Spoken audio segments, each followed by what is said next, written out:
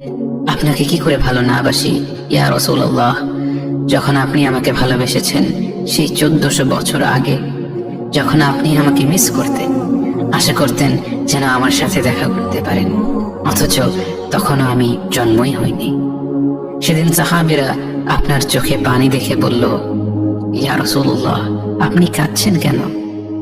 আপনি বললেন, আমার ভাইদের খুব দেখতে ইচ্ছা করছে। সাহাবীরা বললেন, আমরা কি আপনার ভাই নই ইয়া রাসূলুল্লাহ? আপনি বললেন, না, তোমরা আমার সাহাবী। আমার ভাই হলো তারা যারা আমার পরে আসবে এবং আমাকে কখনো না দেখেও তারা আমাকে বিশ্বাস করবে। মৃত্যু শয্যায় শুয়ে আপনার অন্তরে এই চিন্তা ছিল যে আমাদের পরিণতি কি হবে। উম্মতি উম্মতি বলতে বলতে আপনি আপনার রবের নিকট ফিরে গিয়েছেন। আজ আমরা আপনার উম্মতের অংশ। বিশ্বজুড়ে আপাত দৃষ্টিতে আমরা হচ্ছি সবচেয়ে অপদস্থ, নিরুপায়, পরাজিত, লাঞ্ছিত, অথচ বাস্তবে আপনার উম্মতের অংশ হওয়া যে গোটা বিশ্বের সব সম্পদ পাওয়ার চেয়ে মূল্যবান ব্যাপার।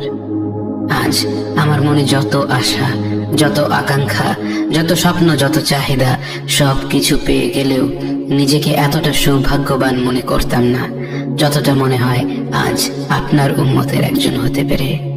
কাল হাসরের ময়দানে যখন গোটা মানব জাতি এক নবী থেকে আর এক নবীর কাছে ছুটে যাবে, আল্লাহ যেন বিচার প্রক্রিয়া শুরু করেন এবং প্রতিটি নবী নাফসি নাফসি বলে মানুষকে ফিরিয়ে দিবে। অবশেষে যখন সবাই আপনার সামনে হাজির হবে এবং আপনি গোটা মানব জাতির প্রতিনিধি হয়ে আল্লাহর সামনে সিজদা করবেন, সেদিন আপনার উম্মতের সদস্য হওয়ার পূর্ণাঙ্গ মর্যাদা প্রকাশ পাবে। ইয়া রাসূলুল্লাহ, আপনাকে কেন এত ভালোবাসি তা তো ভাষায় প্রকাশ করা যাবে না। তবে যতটুকু ভালোবাসা আপনার প্রাপ্য ততটুকু তো আপনাকে ভালোবাসতে পারি না। কথায় আপনাকে যতটা ভালোবাসি, কাজে তো তেমন করে ভালোবাসতে পারি না। আপনার সুন্নতের অনুসরণ করি ঠিকই, কিন্তু ভিন্ন মতের অনুসারীদের সাথে ঝগড়া না করে থাকতে পারি না।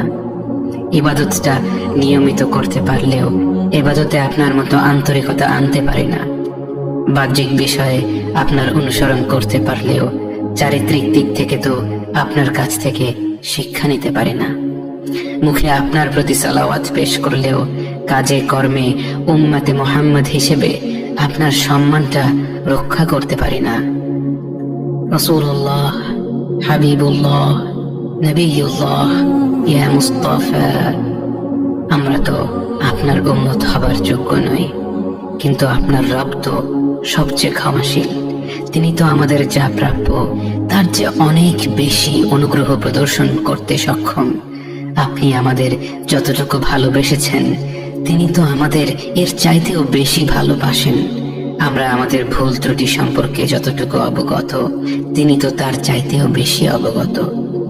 আমাদের রবের অনুগ্রহের দিকে তাকিয়ে অন্তরে আপনার প্রতি যতটুকু ভালোবাসা রয়েছে, সেই ভালোবাসার দিকে তাকিয়ে আজ বুকে আশা বেঁধে রই, খুব শীঘ্রই আপনার দেখা পাবো ইয়া নবী আল্লাহ।